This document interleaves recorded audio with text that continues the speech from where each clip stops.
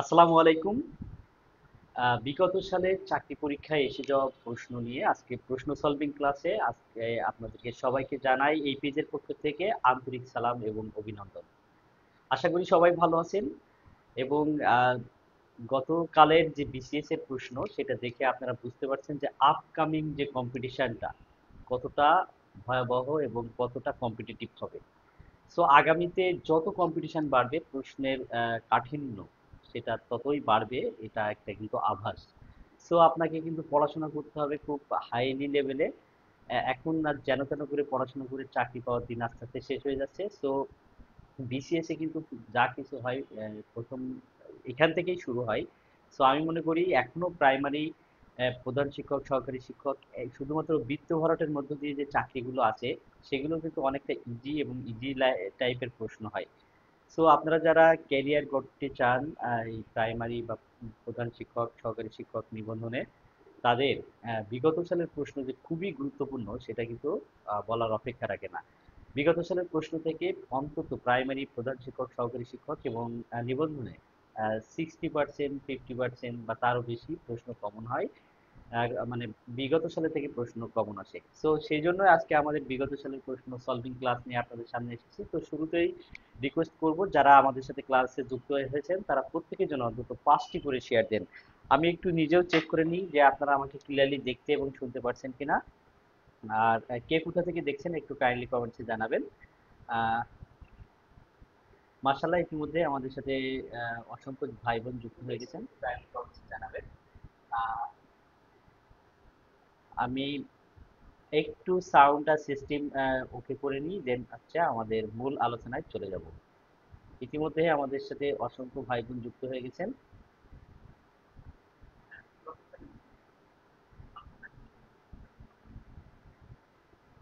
তো আমার কথা হলো যে এই 2025 সাল আপনি এমন ভাবে প্রস্তুতি নেওয়া শুরু করুন এবং এই 25 সালে যে সার্কুলার গুলোতে আবেদন করবেন এই আবেদনের মধ্য দিয়ে যেন আগামী 2026 সালে আপনার চাকরিটা হয়ে যায়। এবং প্রাইমারি প্রধান শিক্ষক এবং প্রধান শিক্ষক এটা কিন্তু শুধু বৃত্ত ভরাটের মধ্য দিয়েই ভাইবার পরেই আপনি চূড়ান্ত নিয়োগ পেয়ে যাবেন। সুতরাং এক বছরে বেকারত্ব ঘোষণার মতো এর মতো সুযোগ প্রাইমারি ছাড়া আর কোথাও পাবেন না। তো আসুন আমরা প্রশ্ন সলভিং ক্লাসে শুরু করি, আমাদের মূল আলোচনা শুরু করি। প্রথমে আমরা বাংলা ব্যাকরণ দিয়ে শুরু করব। বাংলা ব্যাকরণ থেকে কিন্তু সবচেয়ে বেশি প্রশ্ন হয়ে থাকে। তো এখানে দেখেন কোন দুটি বর্ণের পর মূর্ধন্য ষ, মূর্ধন্য এবং মূর্ধন্য ষ হয়। ক নম্বরে আছে রি র, খ নম্বরে আছে ট ঠ, গ নম্বরে আছে রস্বই রসু ত থ। আপনাদের বলতে হবে কোন দুটি বর্ণের পর মূর্ধন্য এবং মূর্ধন্য ষ হয়। দ্রুত অ্যান্সার দেবেন। কোন দুটি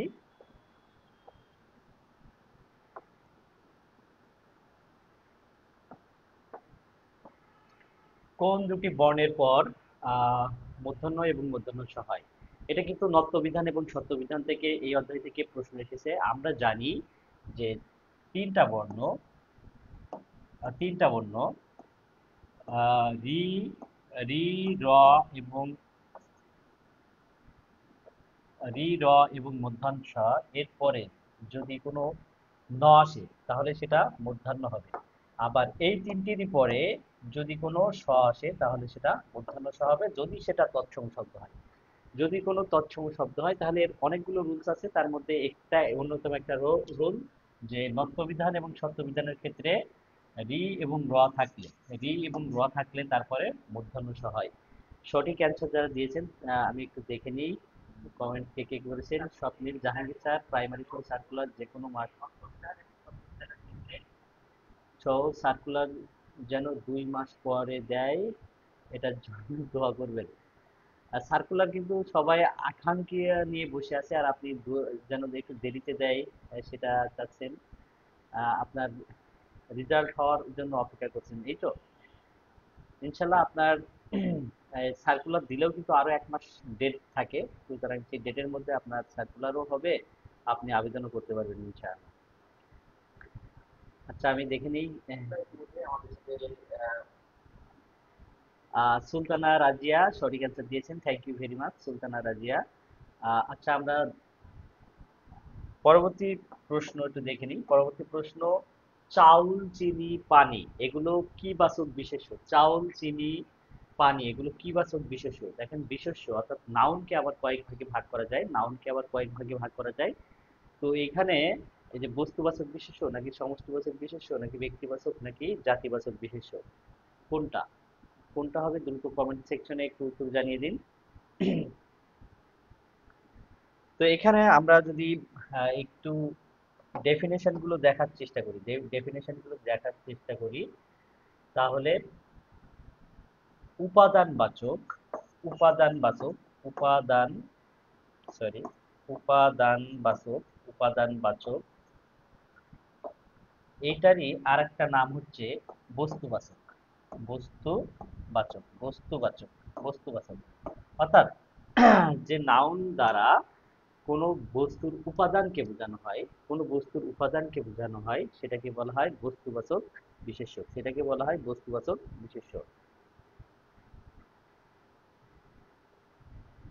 উদাহরণ হিসেবে আমরা ইংলিশে এটাকে বলে থাকি যে ম্যাটেরিয়াল নাউন বা দ্রব্যবাচক বা উপাদানবাচক, বা এরকম বলে থাকি।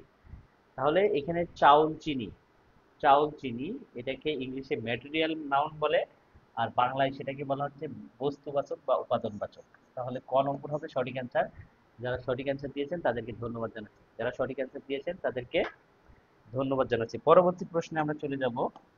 আচ্ছা, প্রান্তিক ব্রাম চিহ্ন কোনটি? প্রান্তিক ব্রাম চিহ্ন খুবই ইম্পর্টেন্ট। প্রান্তিক ব্রাম চিহ্ন ব্রাম চিহ্নকে দুই ভাগে ভাগ করা যায়। একটা বাক্যস্থিত প্রান্তিক মানে ব্রাম চিহ্ন, আর একটা হচ্ছে প্রান্তিক ব্রাম চিহ্ন। তাহলে ব্রাম চিহ্ন বা ছেদ চিহ্নকে দুই ভাগে ভাগ করা যায়। একটা হচ্ছে প্রান্তিক প্রান্তিক ব্রাম চিহ্ন, যেমন আহ, যেমন আছে দাড়ি যেমন আছে দাড়ি সরি যেমন আছে দাড়ি, বা বিস্ময়বোধক চিহ্ন। আর বাক্যস্থিত ব্রাম চিহ্ন বাক্যস্থিত বাক্যস্থিত বাক্যস্থিত ব্রাম চিহ্ন যেমন বাক্যের মধ্যে ব্যবহৃত কমা, তারপরে সেমিকোলন, এইগুলো এইগুলো তাহলে এখানে প্রান্তিক মানে শেষে বসে, বাক্যের শেষে বসে এরকম ব্রাম চিহ্ন কোনগুলো? শ্রাবণ মেঘের দিন সালাম দিয়েছেন, ওয়ালাইকুম আসসালাম। তারপরে হচ্ছে জুই সালাম দিয়েছেন, আবির খান সালাম দিয়েছেন, থ্যাংক ইউ ভেরি মাচ। আর বোর্ডের কালারের জন্য লেখাগুলো ক্লিয়ার স্পষ্ট বোঝা যাচ্ছে না। তারপরে সালাম দিয়েছেন কাজলী বেগম। আচ্ছা, চারুকলা নিবন্ধন নিয়ে কিছু বলুন। আমি অপশনগুলোর কথা বলেছি, ঝাপসা লাগছে। ও আচ্ছা, স্যার আপনাদের সাকসেস ব্যাচের ক্লাস কবে শুরু হবে? আসলে আমাদের ভর্তি চলছে, খুব দ্রুতই ক্লাস শুরু হলে আপনাদের জানিয়ে দেওয়া হবে, যারা ভর্তি হয়েছেন তাদের গ্রুপে জানিয়ে দেওয়া হবে। এরপরে হচ্ছে আখি খ বলেছেন, কাকুলি বেগম বলেছেন, ক বলেছেন। অপশনগুলো বোঝা যাচ্ছে না, তাই তো?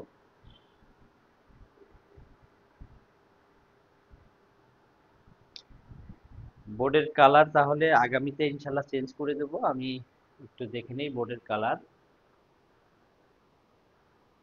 অন্যরা একটু বলেন তো, এই কালার কি থাকবে নাকি আগামীতে এই কালার চেঞ্জ করতে হবে বোর্ডের? বোর্ডের কালারটা কেমন হলে ভালো হয় সেটা একটু জানাবেন। আগে যেভাবে ক্লাস নিতাম, যে কালার দিতাম ব্লু কালার, সেটা দেবো কিনা। তাহলে প্রান্তিক ব্রাম চিহ্ন এটা কিন্তু হবে প্রশ্নবোধক চিহ্ন। প্রান্তিক ব্রাম চিহ্ন তিনটা। দাড়ি, তারপরে বিস্ময়বোধক চিহ্ন এবং জিজ্ঞাসা চিহ্ন। এটা একটু মনে রাখবেন, প্রান্তিক ব্রাম চিহ্ন হচ্ছে তিনটা, যেগুলো বাক্যের শেষে বসে। 4 নম্বর প্রশ্ন, কষ্টে লাভ হয় যা সুলভ, দুর্লভ, দুর্লভ বানান দুইটা আছে, একটা দীর্ঘকার একটা হ্রস্বকার। আপনারা একটু বলবেন আগের কালার নীল, সেটা খুবই ভদ্র অমায়িক ছিল।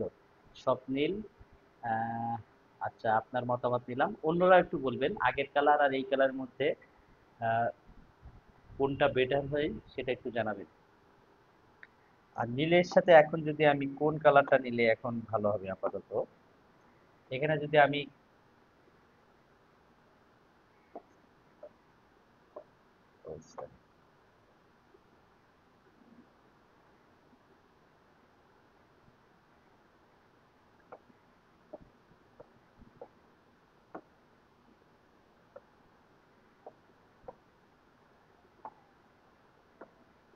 আচ্ছা,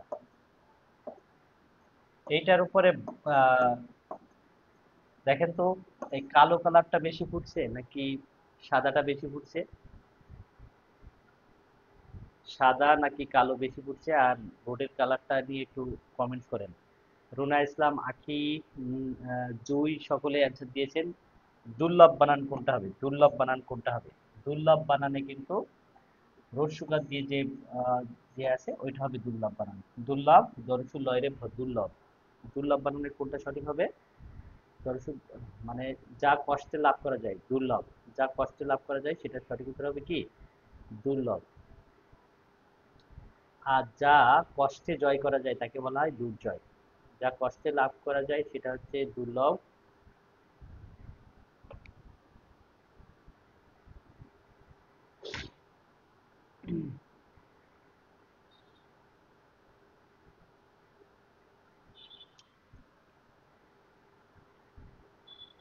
আচ্ছা, রুনা বলেছেন সাদা কালারটা ভালো, তাই তো? Thank you very much. আচ্ছা, গাছ পাথর বাগধারাটির অর্থ কি হবে? গাছ পাথর বাগধারাটির অর্থ কি হবে? গাছ পাথর বাগধারাটির অর্থ কি হবে? গাছ পাথর বাগধারাটির অর্থ কি হবে? গাছ পাথর, 5 নম্বর প্রশ্ন। গাছ পাথর বাগধারাটির অর্থ কি হবে? গাছ পাথর বাগধারাটির অর্থ কি হবে? দ্রুত জানান।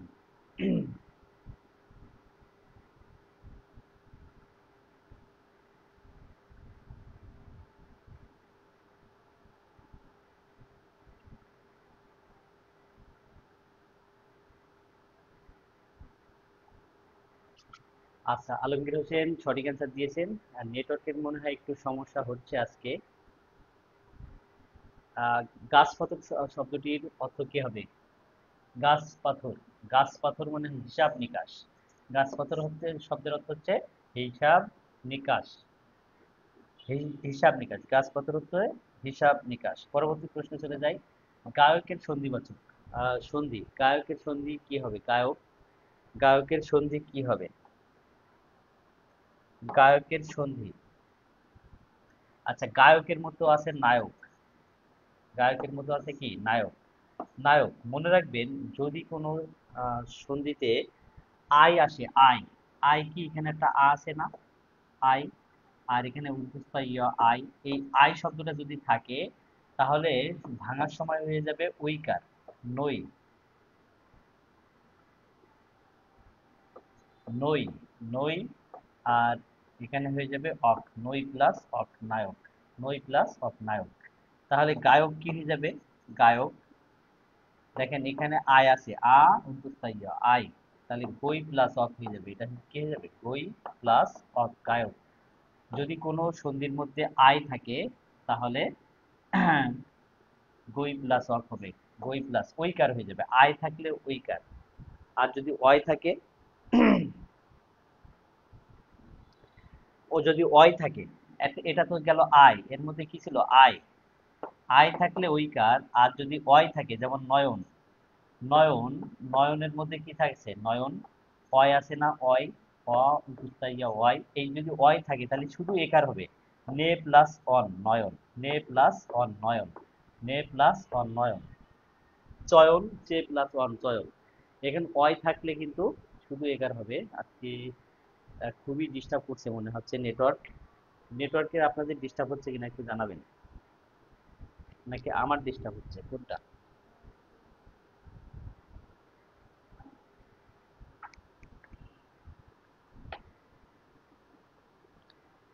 আচ্ছা, আমি পরবর্তী প্রশ্নটা দিয়ে নিই, তারপরে।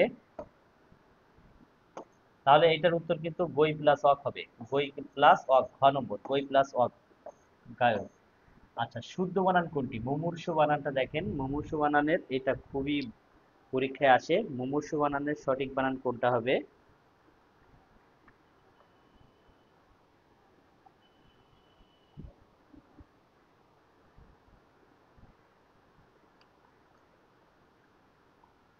মুমূর্ষু বানান কোনটা হবে?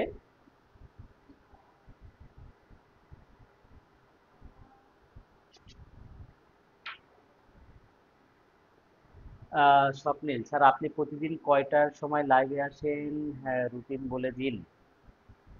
হুটহাট চলে আসলে আমরা লাইভ মিস করি তো, প্রিয় mentor. Thank you very much Swapnil. আসলে আমি প্রতিদিন লাইভ আসতে পারবো কিনা জানি না, তবে আমার লাইভের টাইম থাকবে, আপনাদের বলে দিই, রাত 9টা থেকে 10:30 এই টাইমের মধ্যে একটু টু মারবেন। তবে আমি বেশিরভাগ সময় 10টার দিকে লাইভে আসি, 10টার দিকে। Thank you very much. আচ্ছা, মুমূর্ষ। মুমূর্ষ, এই মুমূর্ষ বানানে কিন্তু রস্যু দীর্ঘ রস্যু, এই যে রস্যু দীর্ঘ রস্যু দীর্ঘ রস্যু, এইভাবে হবে। তার মানে ময় রস্যু, ময় দীর্ঘ, আর মূর্ধন ষয়রের রস্যু। তাহলে রস্যুকার, দীর্ঘকার, রস্যুকার ম্যাক্সিমাম বানানে এই জিনিসটা কিন্তু ফলো করবে। তাহলে এই জিনিসটা কোথায় আছে? মুমূর্ষু। মুমূর্ষু, এটা বানানটা কোথায় আছে? খ নম্বরে। মুমূর্ষু বানানটা কোথায় আছে? খ নম্বরে। মুমূর্ষু বানানটা এখানে কোথায় আছে? খ নম্বরে।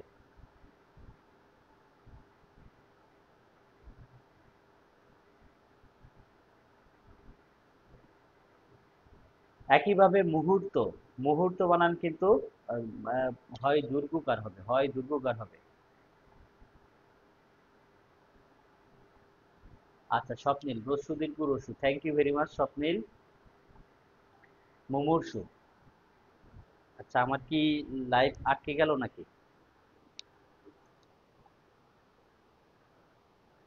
না, ঠিকই আছে। আসলে আমি যেখান থেকে লাইভটা দেখছি সেখানে আটকে যাচ্ছে। তো পরবর্তী প্রশ্নে চলে যাই আমরা। পরবর্তী প্রশ্নে, শর্বরী এর বিপরীত শব্দ কোনটি? শর্বরী এর বিপরীত শব্দ কোনটি? শর্বরী এর বিপরীত শব্দ কোনটি? শর্বরী এর বিপরীত শব্দ, শর্বরী মানে কিন্তু রাত। শর্বরী শব্দের অর্থ কি? রাত। শর্বরী শব্দের অর্থ কি? রাত। তাহলে এখন বলুন এর বিপরীত শব্দ কোনটি হবে?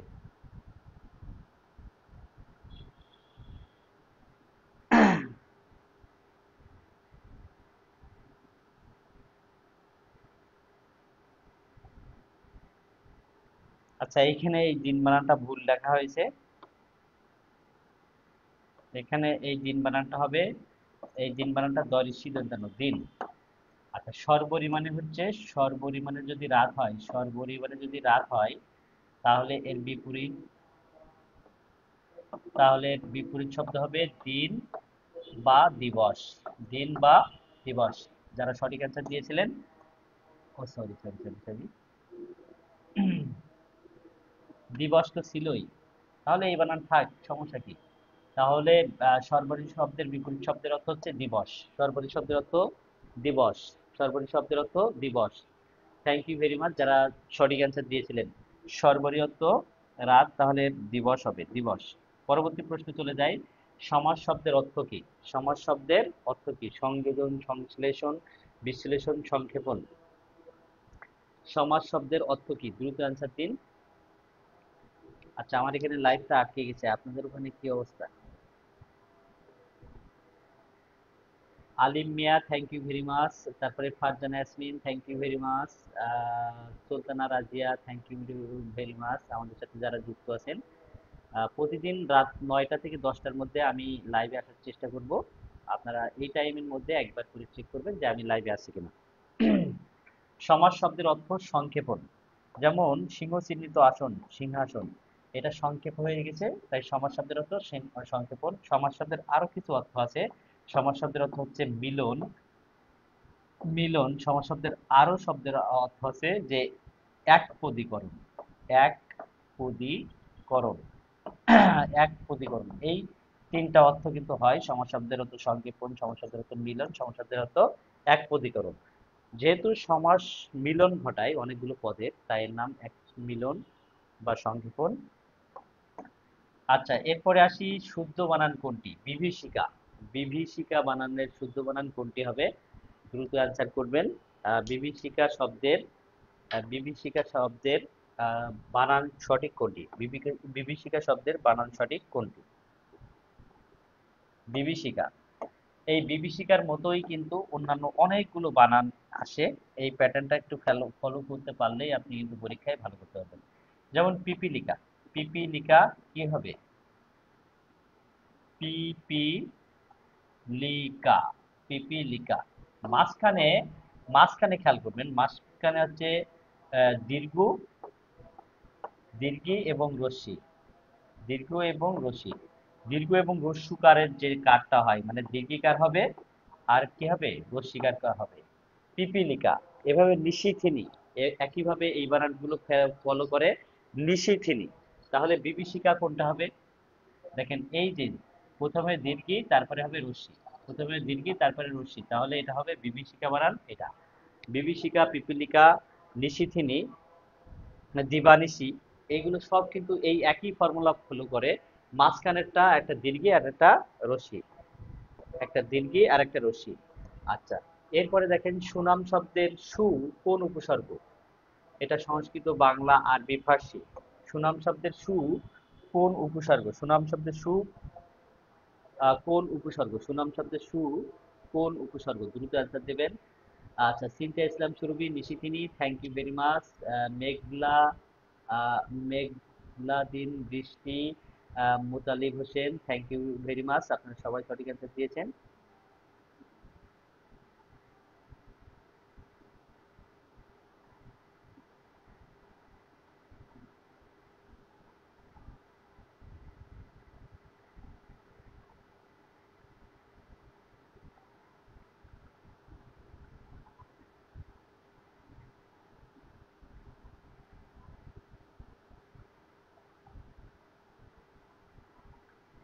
আচ্ছা, সুনাম এটা কোন উপসর্গ?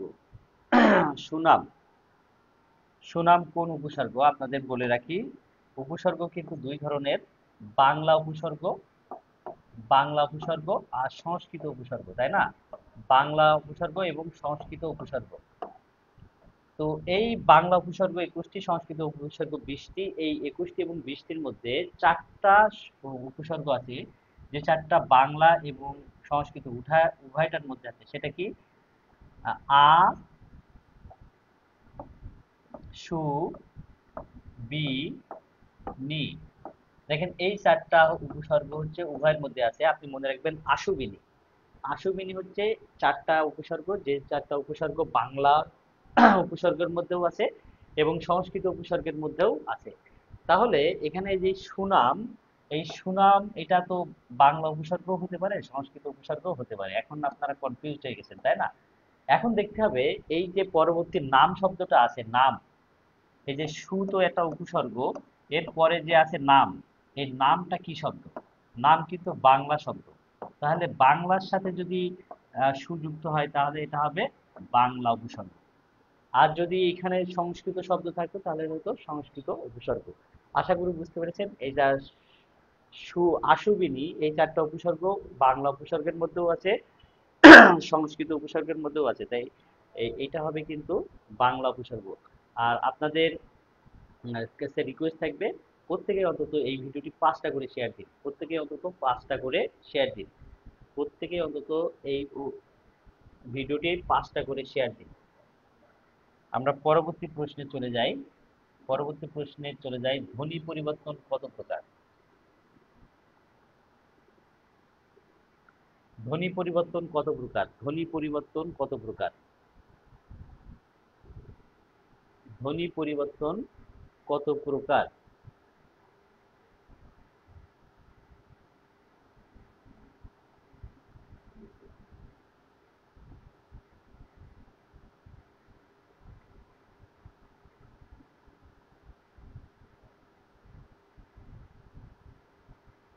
আচ্ছা, ধ্বনি পরিবর্তনকে প্রধানত দুই ভাগে ভাগ করা যায়। একটা হচ্ছে স্বরধ্বনি, স্বরধ্বনির পরিবর্তন, আর ব্যঞ্জন ধ্বনির পরিবর্তন। কিন্তু মানে ধ্বনির পরিবর্তন ওটা তো ছিল প্রধানত, আর ধ্বনির মূলত পরিবর্তন হচ্ছে 3 প্রকার। একটা হচ্ছে ধ্বনির লোপ, আর একটা হচ্ছে ধ্বনির রূপান্তর, আর একটা হচ্ছে মানে ধ্বনির আগমন, এটাকে বলা হচ্ছে ধনাগম। ধনাগম, ধ্বনির রূপান্তর আর ধ্বনির লোপ, এই 3 ভাগে ভাগ করা যায়। তাহলে ধ্বনি পরিবর্তন মূলত মানে প্রধানত 2 প্রকার, প্রধানত 2 প্রকার, সেটা স্বরধ্বনির পরিবর্তন আর ব্যঞ্জনধ্বনির পরিবর্তন। কিন্তু ধ্বনি মূলত কয় প্রকার? ধ্বনি মূলত, ধ্বনি পরিবর্তন মূলত 3 প্রকার। 3 প্রকার, একটা হচ্ছে ধনাগম, মানে ধনাগম, তারপরে ধ্বনির লোপ, ধ্বনির লোপ, আর হচ্ছে ধ্বনির রূপান্তর আমি সংক্ষেপে লিখলাম। এই তিন প্রকার, সুতরাং ধ্বনি পরিবর্তন তিন প্রকার। ধ্বনি পরিবর্তন মূলত তিন প্রকার, প্রধানত দুই প্রকার। এটা একটু মাথায় রাখবেন। পরবর্তী প্রশ্নে চলে যাব আমরা। আচ্ছা, পদ শব্দের সমার্থক শব্দ কি? পদ শব্দের সমার্থক শব্দ কি হবে? পদ শব্দের সমার্থক শব্দ, পদ শব্দের সমার্থক শব্দ।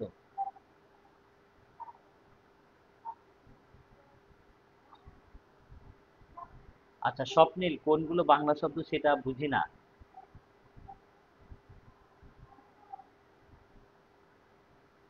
আচ্ছা, ফ্যান চলার সাউন্ড হচ্ছে।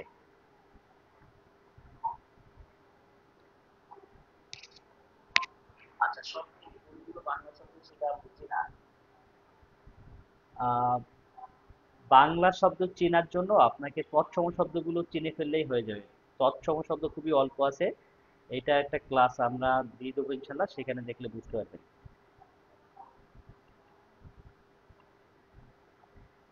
আচ্ছা, জারিফ হাসান, মেঘলা বৃষ্টি, সকলেই সঠিক অ্যান্সার দিয়েছেন। দেখেন, রাস্তা শব্দের অনেকগুলো সমার্থক শব্দ হয়। রাস্তা শব্দের মানে পথ শব্দের সমার্থক শব্দ অনেকগুলো হয়। যেমন পথ শব্দের হচ্ছে হয় রাস্তা। পথ শব্দের কি কি হয়? রাস্তা, সারণী। কি কি হয়? রাস্তা, সারণী, সড়ক, মার্গ। মার্গ এরকম হয়। তাহলে সরণি বলে কিছু হয় না। এই সরণি বলে কিছু হয় না, হয় সারণী। কি হবে? পথ শব্দের সমার্থক শব্দ কোনটা হবে?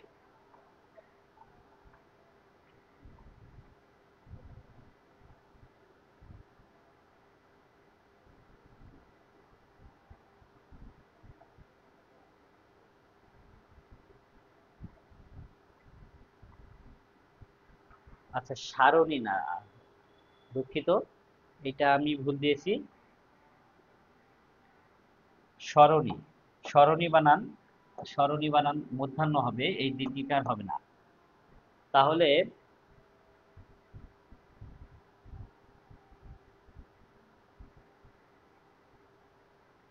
আচ্ছা, আমি নিজেও একটু কনফিউজ হয়ে গেছি, আমি একটু যাচাই করে নিই। পথ শব্দের সমার্থক শব্দের বানানটা দেখেন একটু কনফিউজিং বানান হয়ে গেছে। আপনারা সবাই একটু লেখুন তো দেখি, আমি একটু চেক করে নিই, দেন হচ্ছে আপনাদেরকে জানাচ্ছি।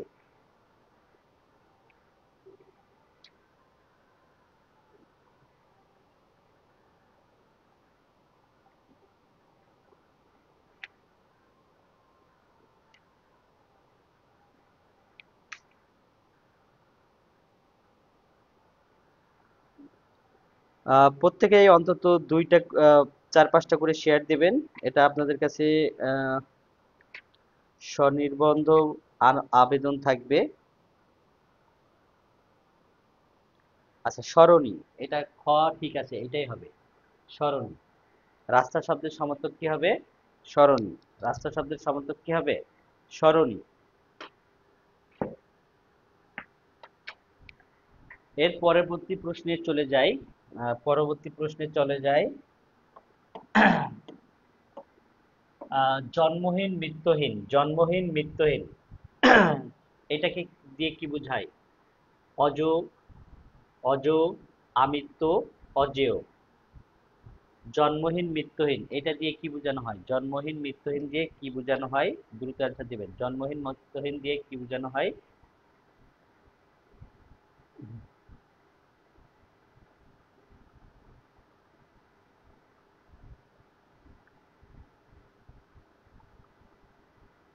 আচ্ছা, যা জয় করা যায় না, যা জয় করা যায় না সেটাকে বলা হয় অজেয়। যা জয় করা যায় না সেটাকে বলা হয় অজেয়। তাহলে এটা হবে না। আর আহ, জন্মহীন মৃত্যুহীন এটার সঠিক এক কথায় প্রকাশ হবে সরি, জন্মহীন মৃত্যুহীন এটার এক কথায় প্রকাশ হবে অজু। অ বর্গীয় জ, অজু, জন্মহীন মৃত্যুহীন। আচ্ছা আকিবাইন শেয়ার দেন, thank you very much, thank you very much.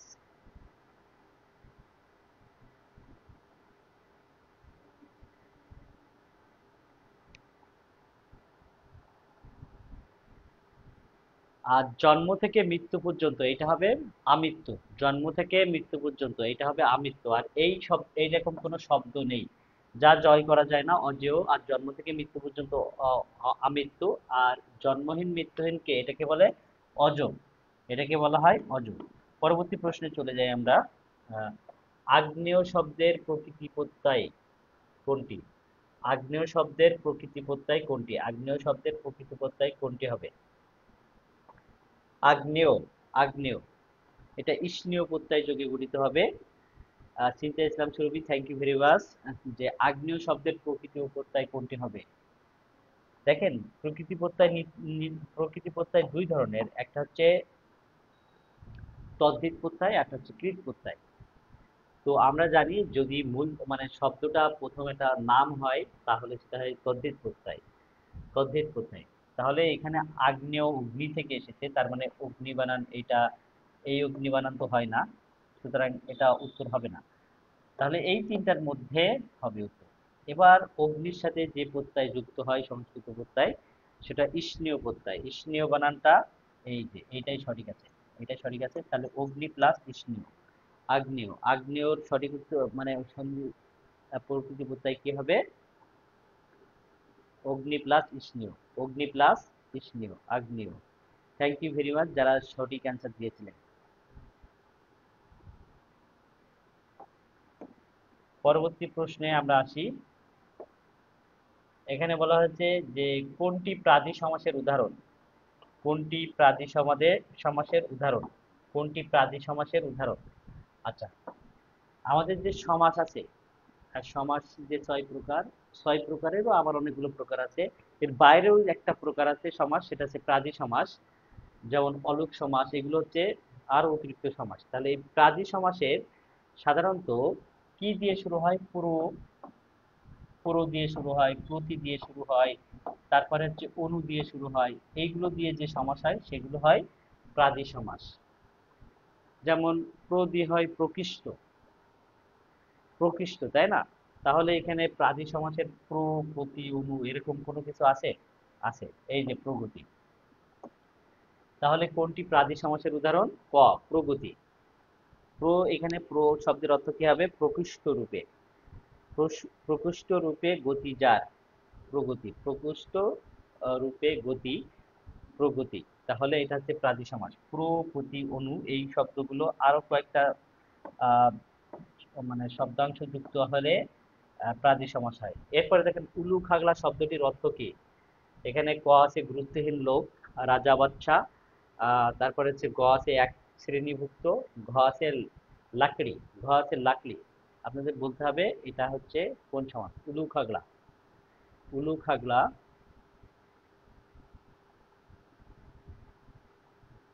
Kajli Begum, thank you very much, সঠিক অ্যান্সার দিয়েছেন। আলিম মিয়া, থ্যাংক ইউ ভেরি মাচ। আপনি একাই নিরলস ভাবে চেষ্টা করে যাচ্ছেন।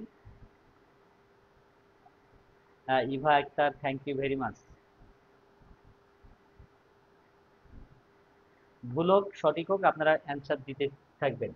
উলু খাগলা মানে তুচ্ছ তাচ্ছিল্য, মানে তুচ্ছ ব্যক্তি, তুচ্ছ ব্যক্তি। উলু খাগড়া মানে কি? তুচ্ছ ব্যক্তি। এই বাগধারাটা হচ্ছে তুচ্ছ ব্যক্তি। আর তুচ্ছ ব্যক্তি মানে হচ্ছে গুরুত্বহীন লোক, গুরুত্বহীন লোক। তাহলে সঠিক উত্তর হবে কি? উলু খাগড়া মানে গুরুত্বহীন লোক। থ্যাংক ইউ ভেরি মাচ যারা সঠিক অ্যান্সার দিয়েছিলেন। এরপরে আমরা পরবর্তী প্রশ্নে চলে যাব। যদি তোর ডাক শুনে কেউ না আসে তবে একলা চলো রে। এটা কোন ধরনের বাক্য? আমরা বাক্য, বাংলায় বাক্য তিন ধরনের বাক্য দেখি। একটা হচ্ছে সরল বাক্য, দুই হচ্ছে যৌগিক বাক্য, তিন হচ্ছে জটিল বাক্য। জটিল বাক্যের আরো একটি নাম আছে মিশ্র বাক্য। তাহলে এটা কোন বাক্য হবে? যদি তোর ডাক শুনে কেউ না আসে তবে একলা চলো রে। সরল বাক্য যেখানে একটি মাত্র কর্তা এবং একটি মাত্র সমাপিকা ক্রিয়া থাকে। তো এখানে দেখেন যদি তোর ডাক শুনে, এইখানে একটা ক্রিয়া আছে, আহ, না আসে, আসে আর একটা ক্রিয়া আছে, একলা চলো, এই চলা আর একটা ভার্ব আছে। তার মানে এখানে আহ, একাধিক কিন্তু সমাপিকা ক্রিয়া আছে। আহ, তাহলে এটা কিন্তু সরল বাক্য হচ্ছে না। এরপরে আসি আমরা যৌগিক বাক্য। যৌগিক বাক্য চেনা সবচেয়ে সহজ। যৌগিক বাক্যের ক্ষেত্রে আমাদের ও এবং আর, ও এবং আর কিংবা এই শব্দগুলো উল্লেখ থাকে, তা এখানে কোথাও নাই, সুতরাং এটা যৌগিক বাক্য না। তাহলে এটা, তাহলে আরেকটা বাক্য কি হতে পারে? মিশ্র বাক্য। আর মিশ্র বাক্যের অপর নাম কি? জটিল বাক্য। তাহলে এই বাক্যটি মিশ্র বাক্য বা জটিল বাক্য, এই দুইটাই উত্তর হবে। মিশ্র বাক্য এবং জটিল বাক্য দুইটাই উত্তর। মিশ্র বাক্য বা জটিল বাক্য দুইটাই উত্তর, কারণ মিশ্র বাক্যের আরেক নাম জটিল বাক্য। মিশ্র বাক্যের আরেক নাম জটিল বাক্য। যদি তোর ডাক শুনে কেউ না আসে, জটিল বাক্য কাকে বলে? একটি প্রধান বাক্যের অধীনে একাধিক খণ্ড বাক্য বা স্বাধীন মানে পরাধীন বাক্য থাকলে তাকে বলা হয় জটিল বাক্য। তাই জটিল বাক্য উত্তর হবে, মিশ্র বাক্য উত্তর হবে। মাঝে মাঝে পরীক্ষায় এরকম ভুল উত্তর যদি আসে, তাহলে সঠিকটা আপনি দাগিয়ে দিবেন। আমার মতে এই দুইটার থেকে যে কোনো একটা দাগিয়ে দিলে আপনাদের নাম্বার কাউন্ট হয়ে যাবে, নাম্বার কাউন্ট হয়ে যাবে। তবে জটিল বাক্য, সরল, যৌগিক, জটিল, এইভাবে আমরা অভ্যস্ত। আর জটিল বাক্যের অপর নাম হচ্ছে মিশ্র বাক্য। তাই মিশ্র বাক্যটা কিন্তু একটু পরে, আহ, পরে মানে কি বলবো, জটিল বাক্যের অপর নাম যেহেতু মিশ্র বাক্য, তাই আমি আমার মনে মতে পরীক্ষায় দুইটাই দাগানো যাবে, বাট তবে আমি যদি দাগাই তাহলে ঘটাকে প্রায়োরিটি দেব। আপনারাও সেই কাজটা করবেন। আহ, এবার দেখেন, গবেষণা শব্দের সন্ধি বিচ্ছেদ কোনটি? গবেষণা শব্দের সন্ধি বিচ্ছেদ কোনটি হবে? গবেষণা শব্দের সন্ধি বিচ্ছেদ কোনটি হবে? প্রত্যেকের কাছে রিকোয়েস্ট, এই রাত জেগে আপনাদের সাথে ক্লাস নিচ্ছি, শরীর বেশি ভালো লাগছে না, আজকে লাইভে আসবো না ভেবেছিলাম, তারপরেও মনে হলো যে না, আপনাদের সাথে একটু দেখা করে আসি, যাতে আপনারা একটু হলেও উপকৃত হন। তো এই কৃতজ্ঞতা স্বরূপ অন্যদেরকে একটু মেনশন করুন এবং লাইভটি একটু শেয়ার করে দিন। গবেষণা শব্দের সন্ধি বিচ্ছেদ কোনটি হবে? দেখেন, আমরা যে শিখেছিলাম না, আই এবং অয়, আই এবং অয়, আই থাকলে কি হয়েছিল? ওই হয়েছিল। আর অয় থাকলে কি হয়েছিল? এ হয়েছিল। যেমন আই গায়ক, গৈজ কক গায়ক, নায়ক নৈজ কক নায়ক। আর আই থাকলে কি হয়েছিল? মানে নয়ন, নেজ অন নয়ন। অনুরূপ ভাবে আই অয়, এখানে অব এবং আবো, অব এবং আবো, এই চারটা থেকে যে কি পরিমাণ সন্ধি পরীক্ষায় আসে, মানে আনবিলিভেবল।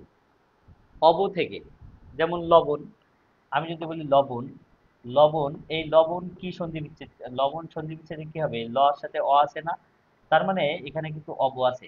লবণের মধ্যে কি আছে? অব। যদি অব থাকে, যদি অব থাকে তাহলে মনে রাখবেন, অব থাকলে কি হবে? ওকার হবে। অব থাকলে কি আকার হবে? ওকার। তাহলে লবণকে ভাঙলে হবে লো প্লাস অন, লবণ। লো প্লাস অন, লবণ। লো প্লাস অন, লবণ। অব থাকলে, অব থাকলে ওকার হবে, আর আবু থাকলে ঔকার হবে। আবু থাকলে ঔকার হবে। তো এখানে দেখেন গবেষণা, গবেষণার মধ্যে গ শেষে কি আছে? অ। আর এইখানে আছে ব। তাহলে দেখেন অব আছে, গবেষণার মধ্যে কি আছে? অব আছে। যদি অব থাকে তাহলে ভাঙার সময় ওকার দিতে হবে। তাহলে গবেষণা ভাঙলে কি হবে? গো যোগ এসো না, গো যোগ এসো না। এখানে কোথায় আছে? এই যে গো যোগ এসো না। এখানে দেখেন গব, এটা হবে না, এটা শুধু গ হবে না। এখানে গো ছিল কিন্তু সোনা বলে কোনো শব্দ হয় না, এসো না মানে খোঁজা। তাই গবেষণা শব্দের অর্থ হচ্ছে গো যোগ এসো না। আর আবু দিয়ে একটা শব্দ বলেন, যেমন পাবক, পাবক। তাহলে পৌ, পৌ প্লাস অক, পাবক। আবু আছে। তাহলে অব এবং আবু, আই এবং অয়, এগুলো দিয়ে খুব সহজে কিন্তু আপনি সন্ধিগুলো মনে রাখবেন, কারণ এগুলো বারবার পরীক্ষায় আসে। এরপরে সাহিত্য থেকে একটু প্রশ্নের উত্তর দিন। সাহিত্য, বাংলা সাহিত্য থেকে প্রশ্নের উত্তর দিন। এখানে বলছে দেশে বিদেশের লেখক কে? এই দেশে বিদেশে কিন্তু একটা বিখ্যাত ভ্রমণ কাহিনীমূলক গ্রন্থ, যেটা আফগানিস্তানের কাবুল শহরে লেখক যে সেই শহরের বর্ণনা দিয়েছেন দেশে বিদেশে, এবং খুবই ভালো একজন লেখক। আপনাদের যাদের লেখা মানে বই পড়তে ইচ্ছে করে না, তাহলে তারা এই দেশে বিদেশে যে লেখক, তার লেখা গ্রন্থগুলো, হ্যাঁ, লবণ, Sinthia Islam Surovi, thank you very much, লো প্লাস অন লবণ। তাহলে আপনারা যে কাজটা করতে পারেন, যে দেশে বিদেশের লেখক কে, দেশে বিদেশের লেখক কে, এটা কিন্তু সৈয়দ মুস্তফা আলী। এর লেখক হচ্ছে সৈয়দ মুস্তফা আলী, যিনি কিনা আফগানিস্তানের রাজধানী কাবুলে গিয়েছিলেন এবং সেই কাবুল শহরের ভ্রমণের বর্ণনা এই গ্রন্থে এত সুন্দরভাবে দিয়েছেন যে আপনার যতই পড়বেন ততই ভালো লাগবে। তাহলে দেশে বিদেশের লেখক সৈয়দ মুজতবা আলী। সৈয়দ মুজতবা আলী। এবার আমরা একটু ইংলিশ সলিউশন করব। English, choose the word with correct spelling. Correct spelling দিয়ে আপনাকে সলভ করতে হবে। কারেক্ট স্পেলিং কোনটা হবে দ্রুত সঠিক অ্যান্সার দিন। স্বপ্নীল, শাবক, সৌ প্লাস অফ শাবক, thank you very much. Alim Mia, thank you very much. Shahnaz Parvin, thank you very much. আচ্ছা, স্বপ্নীল বলেছেন লো প্লাস ওয়ান সলভ। খুব মজা করেছেন স্বপ্নীল। গো প্লাস এসোনা গবেষণা। বাংলিশ ইংলিশ করে লিখেছেন, ভালো। যৌগিক বাক্য অ্যান্ড অর বাট থাকে, ভেরি গুড। ভেরি গুড, আপনারা দারুণভাবে ব্যাখ্যা করছেন। আচ্ছা, রিসিভ। রিসিভ বানানোর মধ্যে অতিরিক্ত একটা আই ঝামেলা আছে, তাই না? রিসিভ, রিসিভের মতো আরো কিছু বানান আছে, ডিসিসিভ। তাহলে receive, R E C E I V, এই ইর পরে একটা আই হবে, এই আইটা কিন্তু খুবই ইম্পর্টেন্ট। আর ই সি ই, এখানে কিন্তু আইটা আগে দিয়েছে, তাহলে সঠিক বানান কোনটা হবে রিসিভের? R E C E I V. Thank you very much Sinthia, আপনি সঠিকভাবে লিখেছেন রিসিভ। রিসিভ, তাহলে সঠিক বানান কি হবে? রিসিভ মানে গ্রহণ করা, রিসিভ মানে গ্রহণ করা। Thank you very much. এর পরবর্তী প্রশ্ন, synonym of the, synonym of crime. ক্রাইমের সিনোনিম কোনটা হবে? মিস্টেক, থিপ, অফেন্স এবং ট্রায়াল। কোনটা হবে সঠিক অ্যান্সার? দ্রুত অ্যান্সার দিন। Ajed Ali, Mutalib Hossain, Kakuli Begum, thank you very much. Thank you very much Aki, Jarif Hasan, Sinthia Surovi, আহ, Sayra Begum, thank you very much.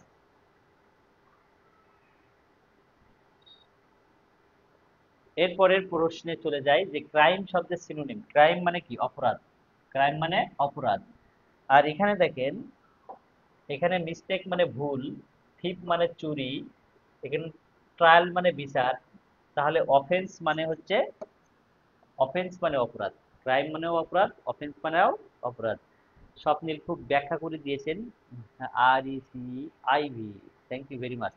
Swapnil, 47তম বিসিএসে দুইটা কঠিন স্পেলিং এসেছিল sir.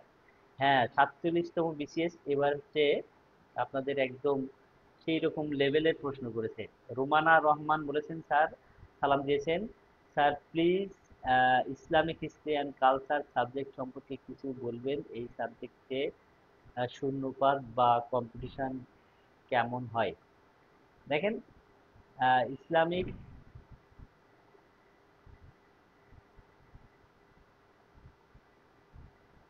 Islamic history and culture, এইটা হচ্ছে এবার যদি 307-এর আন্ডারে পরীক্ষা হয় তাহলে তো সব সাবজেক্ট মিলে ফাইট দেবেন, যত সাবজেক্ট আছে। তবে এবার মনে হয় ওরকম হবে না, হাই স্কুলের কথা বলছি। আর যদি আলাদা আলাদা ভাবে পরীক্ষা হয় তাহলে ইতিহাস এবং ইসলামের ইতিহাস একসাথে সহকারী শিক্ষককে আপনারা আবেদন করে থাকেন, এবং এই দুইটা সাবজেক্টের যত স্টুডেন্ট আছে সবাই ওই একটা পদের এগেনস্টে আপনাদের ফাইট দিতে হবে।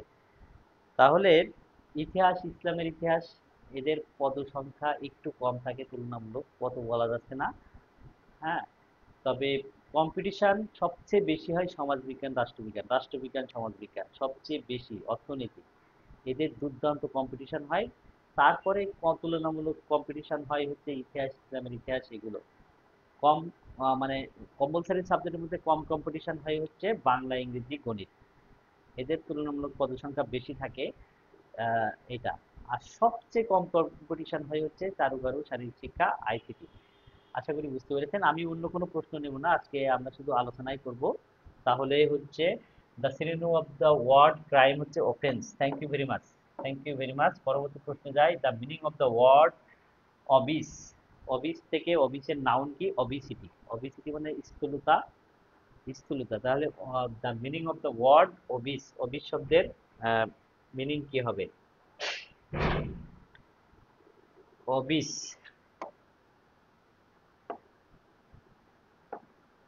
অবিস মানে কি? স্থূল, তাই না? তাহলে এই এখানে অবনক্সিয়াস, অবনোক্সিয়াস মানে কি? আপত্তিকর। অবনোক্সিয়াস মানে আপত্তিকর। আর টার্ডি মানে মন্থর, আগলি মানে কুৎসিত। তাহলে সেই হিসেবে আর ভেরি ফ্যাট মানে কি?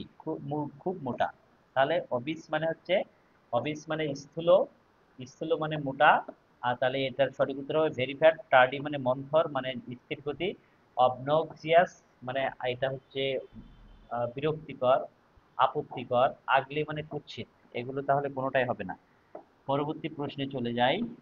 Pass away, pass away, the president was passed away by road accident. President road অ্যাক্সিডেন্টে মারা গিয়েছিলেন। তাহলে কি হবে? Wajed Ali, thank you very much. Sinthia, thank you very much. সঠিক অ্যান্সার দিয়েছিলেন। আমি রাষ্ট্রবিজ্ঞানে স্যার লাইফে সবচেয়ে বড় ভুল করেছি, রাষ্ট্রবিজ্ঞান নিয়ে পড়াশোনা করতে মন চায় না, আল্লাহ কপালে হয়তো নিবন্ধন রাখে নাই। না, এরকম হতাশ হবেন না। আহ, রাষ্ট্রবিজ্ঞান নিয়ে পড়েছেন, কম্পিটিশন হবে, বাট পড়াশোনা চালিয়ে গেলে আপনার চাকরি ইনশাল্লাহ হবে। আপনি ভালোই পারছেন, মনোবল রাখুন, ইনশাল্লাহ চাকরি হবে।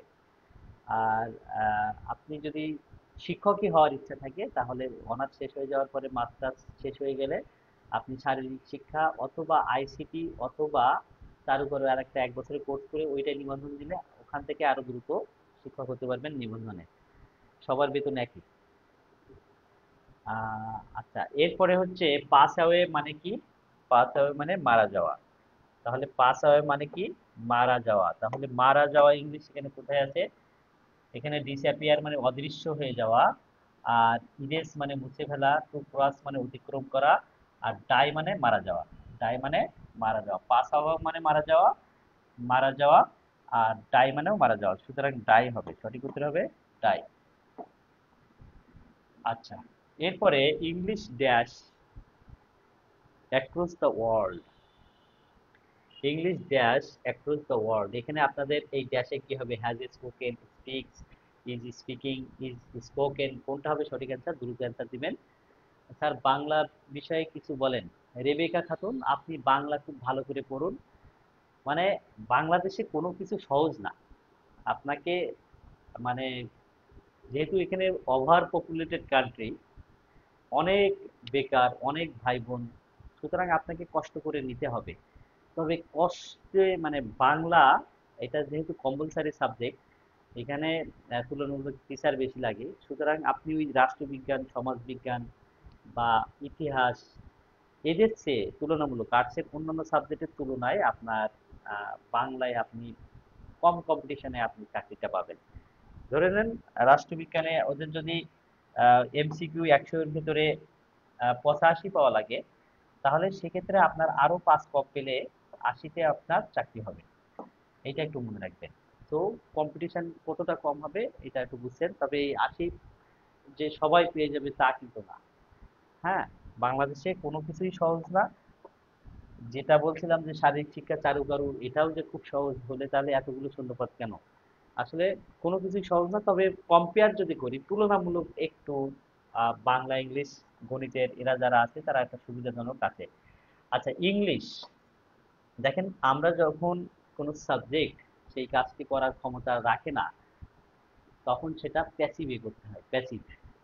যেমন জাহাঙ্গীর, আমি একজন ব্যক্তি, আমি কর্তা, আমি কাজটি করার ক্ষমতা রাখি, তাহলে অ্যাক্টিভ ভয়েসে হয়। আর যদি ইংলিশ তো নিজে নিজেই তো কথা বলতে পারে না, পারে? ইংলিশ বলা হয়, তাহলে এটা প্যাসিভই করতে হবে। আর passive English is, English is spoken, English is spoken across the world. সারা পৃথিবীতে ইংরেজি বলা হয়। আর ইংলিশ স্পিক্স, ইংলিশ বলে না, ইংলিশ নিজেই নিজে বলতে পারে না অ্যাক্রস দ্য ওয়ার্ল্ড। আর হ্যাজ স্পোকেন হয় না, কারণ ইংলিশ কোনো কাজ করতে পারে না। তাহলে ইংলিশ ইজ স্পোকেন, এটা প্যাসিভ ভয়েস হতে হলে English is spoken across the world, এটা হবে সঠিক answer. Thank you very much. এরপরে পরবর্তী প্রশ্ন আসি, যে singular form of data. Data কিন্তু প্লুরাল, এর সিঙ্গুলার কি হবে আপনাদেরকে বলতে হবে। এর সিঙ্গুলার কি হবে আপনাদেরকে বলতে হবে। স্বপ্নিল, ইজ স্পোকেন হবে। থ্যাংক ইউ ভেরি মাচ, এটা চিরন্তন সত্য। Thank you. Passive voice, okay. Alim Mia, thank you very much, আপনি আমাদের সাথে চা নাচ করবেন। যারা যুক্ত আছেন লাইভে, তারা প্রত্যেকেই অন্তত এই ভিডিওটি শেয়ার দিবেন। সিঙ্গুলার ফর্ম, আচ্ছা আপনাদের একটু বলে দিই, যদি কোনো শব্দের শেষে ইউএম থাকে তাহলে প্লুরালে এ হয়ে যায়। যেমন data, sorry datum, DATUM, datum, এর প্লুরালে হবে কি ডেটা বা ডাটা, ডাটা, তার মানে, তাই না? এরপরে হচ্ছে আরো একটা উদাহরণ দেন। Medium, medium, medium, medium, medium, এই যে শেষে কি আছে ইউএম, তাহলে মিডিয়া, তাহলে এটা কি হয়ে যাবে মিডিয়া। তাহলে আম থাকলে হয়ে যাবে প্লুরালে হয়ে যাবে ডাটা, ডাটাম, ডাটা। তারপরে ইরাটাম, ইরাটা, ইরাটাম, ইরাটা, এরকম আরো বেশ কয়েকটি আছে। আম থাকলে প্লুরালে হয়ে যাবে শুধু এ, এ, এই নিয়মটা একটু মনে রাখবেন। তাহলে ডাটার প্লুরাল সিঙ্গুলার ফর্ম কি হবে ডাটাম, ডাটাম, সিঙ্গুলার ফর্ম হবে datum. Thank you very much যারা সঠিক অ্যান্সার দিয়েছিলেন। এর পরবর্তী প্রশ্নে আমরা চলে যাই। Of the four books the red on is the dash. On the four books, চারটা বইয়ের মধ্যে red E the red on, the red, the red one is the dash, এটা কি হবে? এখানে আপনাদের আচ্ছা জারিফ হাসান থাকলে আম, এ থাকলে আম হবে। Jarif Hasan thank you very much, মিডিয়া, থ্যাংক ইউ ভেরি মাচ সঠিক অ্যান্সার দেওয়ার জন্য। হ্যাঁ, স্বপ্নিল বলেছেন টেকনিক আ করলেই আম খেতে পারবা, আ করলেই আম খেতে পারবা, থ্যাংক ইউ ভেরি মাচ। আ করলেই আম খেতে পারবা, ভেরি গুড, স্বপ্নিলকে ধন্যবাদ। আচ্ছা, আমরা ডিগ্রির ক্ষেত্রে দেখেছি সুপারলেটিভ ডিগ্রি, সুপারলেটিভ ডিগ্রি হয় ডির পরে, ডির পরে কি হয় সুপারলেটিভ ডিগ্রি হয়, ডির পরে কি হয় সুপারলেটিভ ডিগ্রি হয়, ডির পরে কি হয় সুপারলেটিভ ডিগ্রি হয়। যেমন he is the best boy in the class, ডির পরে কি হচ্ছে he is the best boy in the class, তাহলে সুপারলেটিভ এখানে ডি আছে, ডির পরে তাহলে কি হবে চিপেস্ট, চিপেস্ট হবে এটা। Of the four books the red on is the cheapest, মানে চারটা বইয়ের মধ্যে লাল কালারের বইটি সবচেয়ে সস্তা, লাল কালারের বইটি সবচেয়ে সস্তা, thank you very much. Jewel Alam Junayed sir আমি প্রাইমারি পড়তে ভর্তি হতে চাই কিন্তু পেইড ক্লাসে কি বিগত না বেসিক ক্লাস হবে?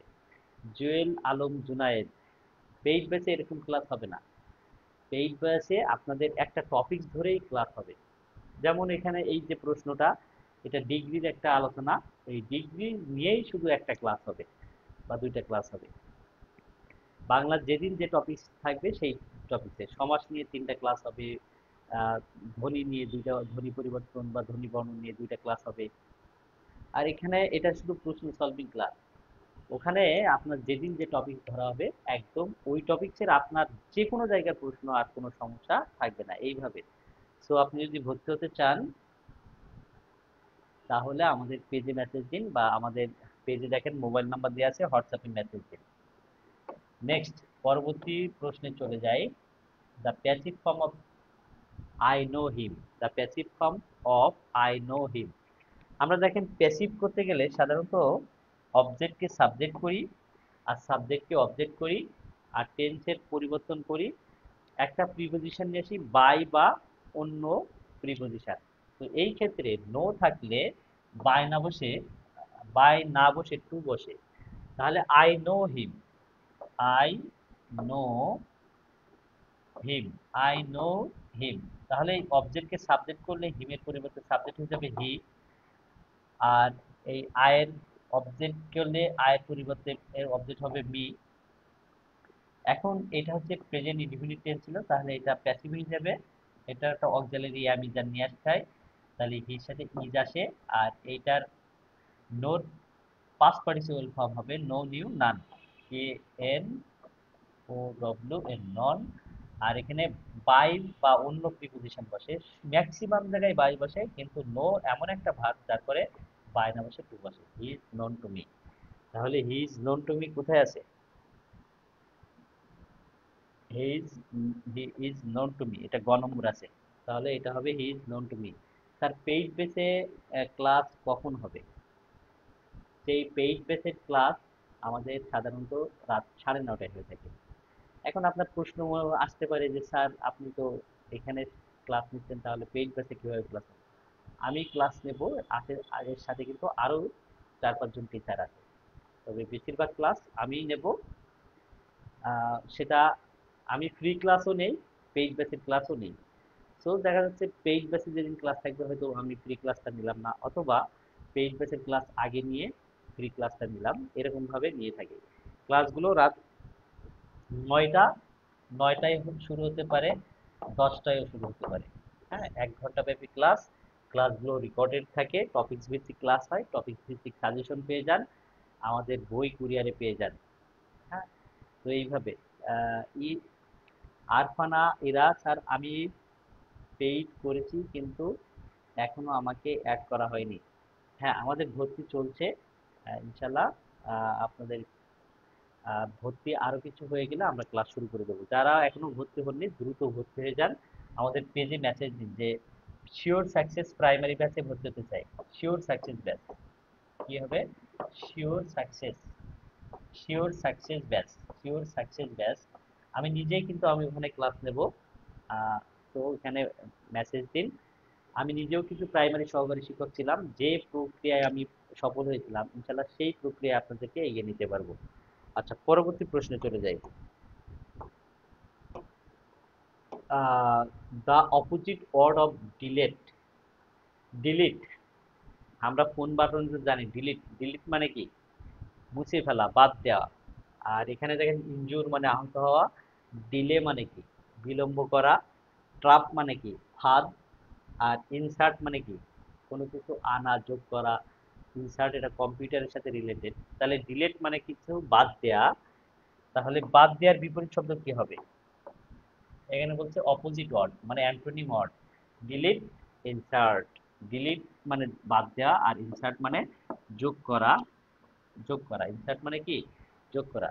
স্যার আপনার কথা মাঝে মধ্যে কম শোনা যাচ্ছে, আপনার কথা মাঝে মধ্যে কম শোনা যাচ্ছে। আচ্ছা, এই কারণেই আমি এই স্পিকারটা সবসময় হাতে নিয়ে কথা বলি। হ্যাঁ, আমার স্পিকারে একটু প্রবলেম আছে।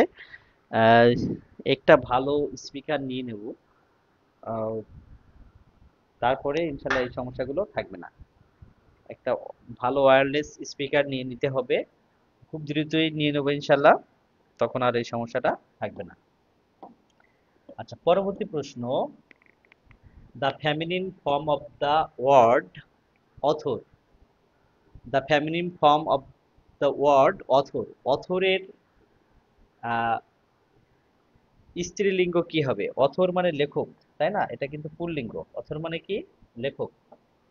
অথর হচ্ছে পুল্লিঙ্গ, এর ফেমিনিন কি হবে? এটা হচ্ছে ম্যাসকিউলিনে আছে অথর, তাহলে এর ফেমিনিন কি হবে? অথর্স, না অথরিস, না অথরেস, নাকি অথর্স? কোনটা হবে সঠিক অ্যান্সার? দ্রুত অ্যান্সার দিন। কোনটা হবে সঠিক অ্যান্সার? দ্রুত অ্যান্সার দিন,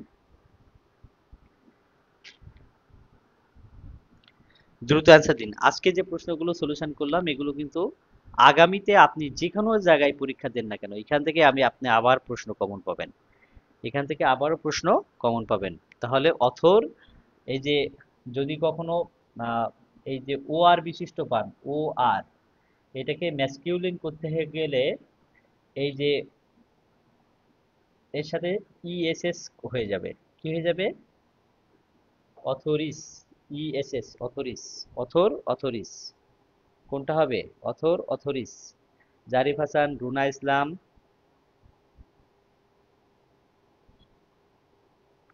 থ্যাংক ইউ ভেরি মাচ।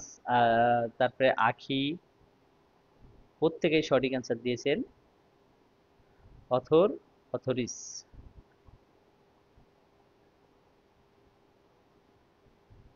লেখিকা।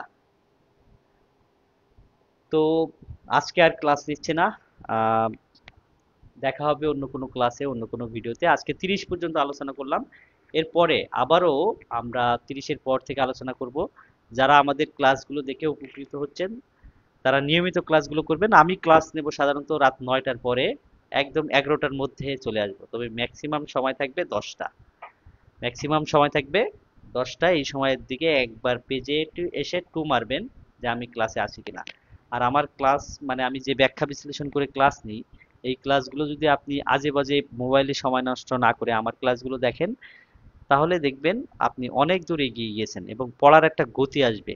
আপনি তখনই পড়েন না যখন সেটা বোঝেন না। আর সেই বোঝানোর দায়িত্ব, অ্যানালাইসিস করা, সেগুলো কিন্তু আমি প্রত্যেকটা প্রশ্ন বিশ্লেষণ করি, কোন অপশনগুলো কেন উত্তর, কেন হলো না। তো এরকম যে আপনি আমাকে সব বুঝাই দিতে পারবো তা কিন্তু না, তবে এইভাবে পড়তে হয়, এইভাবে পড়লে আপনি বেশি বেনিফিটেড হবেন। সেই জিনিসটা আপনার যখন হৃদয়ঙ্গম হবে বা আপনি পড়তে যে আমার এই অ্যানালাইসিসটা মনে পড়বে, তখন কিন্তু আপনার পড়ার গতি বাড়বে।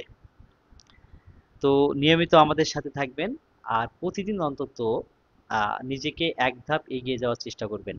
অর্থাৎ গত ক্লাসে মানে গতদিন আপনি যতটুকু পড়েছেন আজকে তার চেয়ে 1 মিনিট হলেও বেশি পড়ুন।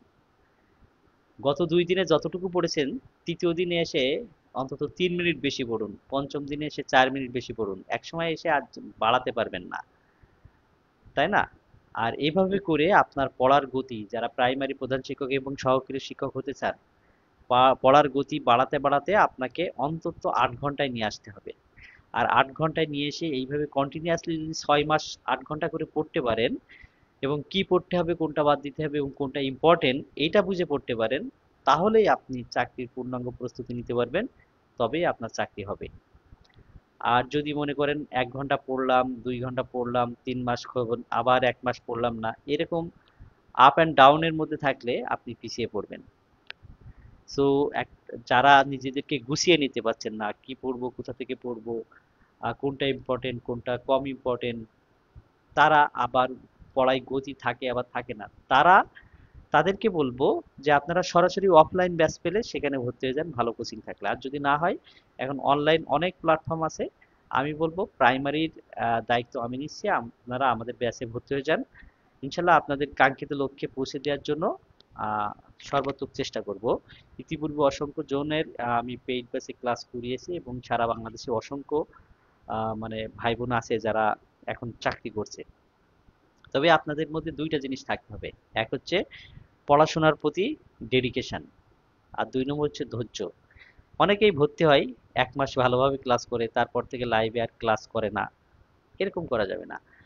আর ধৈর্য থাকতে হবে, অন্তত 6 থেকে 8 মাস লাগাতার 8 ঘন্টা করে পড়তে হবে, বন্ধু বান্ধব আড্ডাবাজি ছাড়তে হবে, মোবাইলের অ্যাডিকশন কমাতে হবে, মোবাইলে যতটুকু সময় থাকবো সেটা পজিটিভ ব্যবহার করব। এই সমস্ত নিয়ম নীতিগুলো যদি মেনে আপনি আমাদের পেইড ব্যাচে ভর্তি হন, তাহলে ইনশাল্লাহ আপনার সফলতা আহ, আল্লাহর রহমতে আসবে। আর শুধু পেইড ব্যাচে ভর্তি হয়ে গেলাম, স্যার বলেছে আমাদের ব্যাচে ভর্তি হলে নিশ্চিত তার চাকরি হবে, শিওর সাকসেস ব্যাচ, যে কোনো শিওর চাকরি হবেই, তারা বোকার স্বর্গে বাস করছেন। আমরা শিওর সাকসেস ব্যাচ বলছি, সাকসেস শিওর হবে, কিন্তু আমাদের শর্ত দুইটা: একটা ডেডিকেটেড মাইন্ডেড হতে হবে, 2 নম্বর হচ্ছে আপনাকে ধৈর্য থাকতে হবে। আর আমরা যেভাবে বলবো সেই অনুযায়ী পড়াশোনা করলে, এমন না যে আপনি তো মানুষ, আপনাকে যতটুকু দৈনিক সক্ষমতা আছে সেই সক্ষমতা লেভেলেই পড়াশোনা দেব, সেই অনুযায়ী পড়াশোনা করতে পারলেই আপনি সফল হবেন। আচ্ছা আকিব ভাই, থ্যাংক ইউ দিয়েছেন, থ্যাংক ইউ, ওয়েলকাম। তো সবাই ভালো থাকুন, ইনশাল্লাহ আবারও দেখা হচ্ছে আগামীকাল। আল্লাহ হাফেজ।